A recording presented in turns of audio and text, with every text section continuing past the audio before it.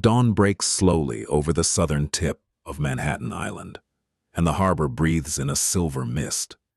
The water moves gently against wooden wharves, thick with tar and salt, their beams darkened by years of tide and toil. Gulls wheel overhead, their cries cutting through the cool air, while a bell somewhere in the distance tolls the hour.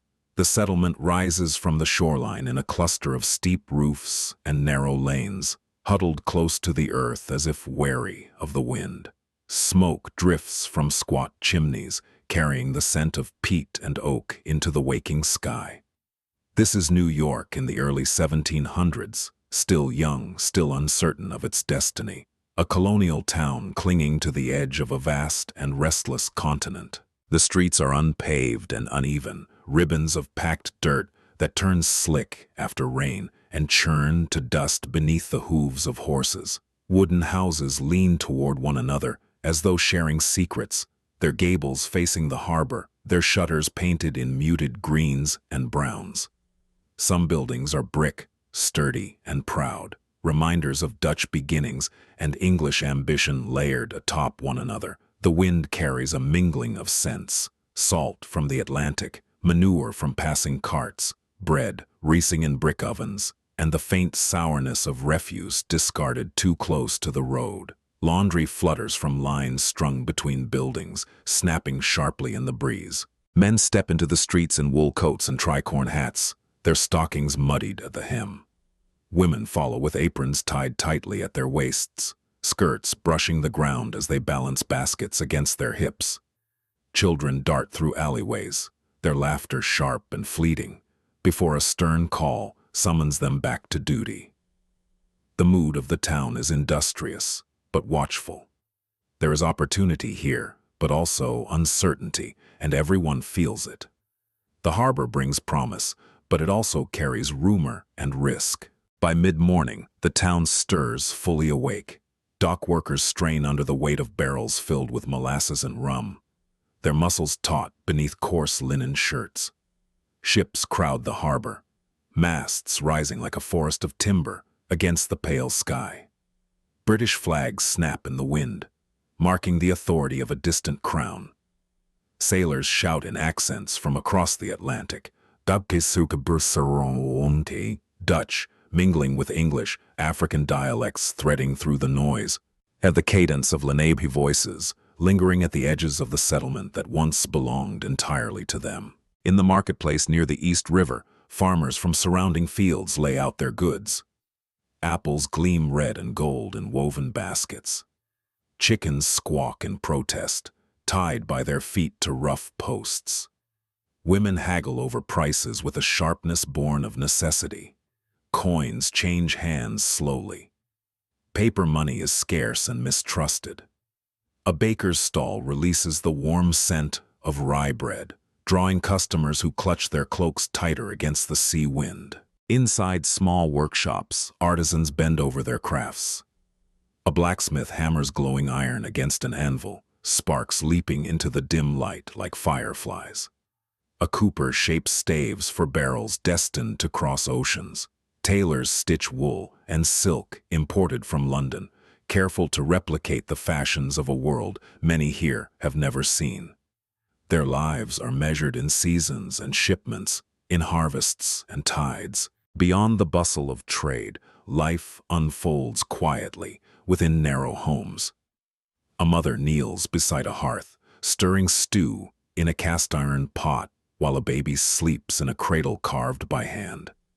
The walls are thin, the rooms cramped, yet there is warmth in the flicker of candlelight and the steady rhythm of domestic work. Water must be drawn from communal wells. Firewood must be chopped and stacked before winter. Illness hovers like an uninvited guest, especially when summer heat settles heavy and insects swarm in stagnant corners. Not far from the waterfront stands a more imposing structure. Its brick facade solid and deliberate. Here reside the colony's elites, merchants who command fleets, officials appointed by the crown, men whose powdered wigs, obdurcy and polished boots speak of authority. Inside, polished tables gleam under candlelight, and imported china rests delicately in cabinets. Conversations drift through these rooms about taxes, trade routes, and relations with neighboring colonies. Maps are unrolled across desks, lines drawn to define ownership of land that stretches far beyond what the eye can see. The governor's residence stands with a guarded dignity, a symbol of imperial power, planted firmly in colonial soil. Decisions made within its walls ripple outward through every street and dock. Laws regulate trade and behavior. Allegiance to the crown is both expected and enforced. Yet beneath this orderly surface, tensions simmer. Many settlers bristle under the weight of taxes and restrictions imposed from across the ocean. They speak cautiously, aware that loyalty is measured and dissent carries consequence. The economy pulses with the rhythm of the Atlantic world. Ships arrive bearing sugar from the Caribbean, textiles from England, tea from distant ports, and enslaved Africans torn from their homelands. New York is not yet the vast metropolis it will become. But already it is a node in a global network of commerce and exploitation.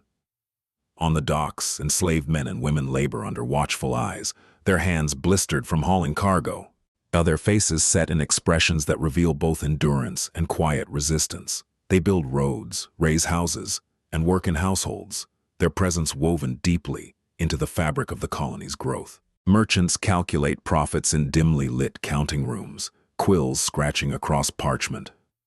Credit and debt bind the town together as tightly as rope around a mast.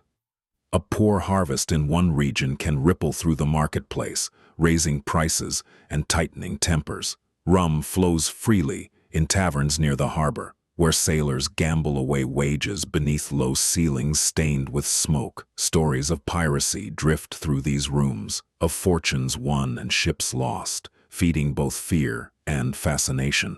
Yet danger in this town is not confined to the sea. Fire is a constant threat, capable of leaping from rooftop to rooftop in a matter of minutes.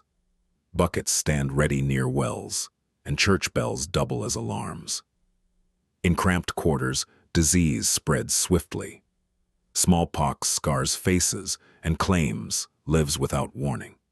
Doctors, armed with limited knowledge, bleed patients in hopes of restoring balance. Funerals are frequent, somber processions were moving slowly toward burial grounds on the edge of town. Crime, too, shadows the settlement. Petty theft is common, driven by hunger and desperation. Public punishments serve as spectacle and warning. Stocks stand in open squares, and crowds gather to witness the consequences of transgression.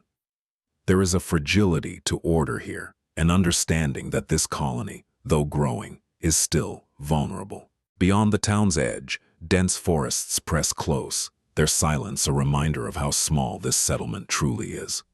Wolves prowl in distant shadows. The Lenape people, displaced and diminished, navigate a transformed landscape where treaties often favor newcomers. The wilderness feels both threatening and full of promise, a frontier waiting to be carved into farms and roads. As the decades pass within this century, a subtle shift moves through the streets. The population grows. New waves of immigrants step onto the docks, bringing languages and customs that layer upon the town's character. Brick buildings replace some wooden ones, rising slightly taller, more confident. Trade expands, and with it, ambition.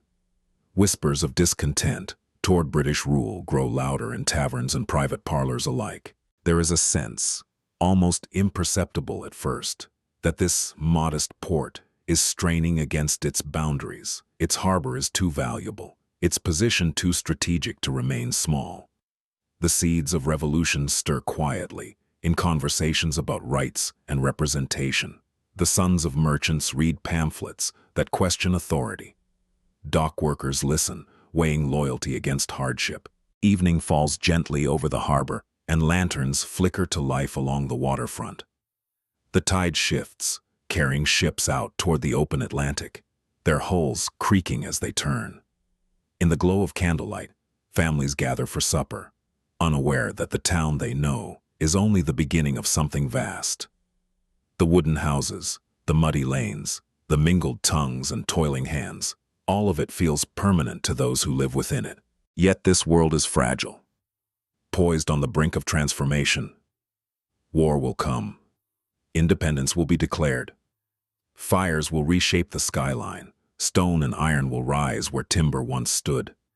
The quiet settlement at the edge of the wilderness will swell beyond imagination, reaching upward in steel and glass toward a sky that once held only gulls and smoke. For now, though, the harbor exhales beneath the moonlight. The town settles into uneasy sleep, wrapped in the hush of the surrounding forest and the steady pulse of the tide. In these narrow streets and humble homes lies the foundation of a future city. Though no one here can see the towering shapes it will one day cast against the horizon. This New York, intimate and imperfect, lives fully in its moment, its laughter, its labor, its sorrow, before time carries it forward. And then the wooden town by the water fades into memory,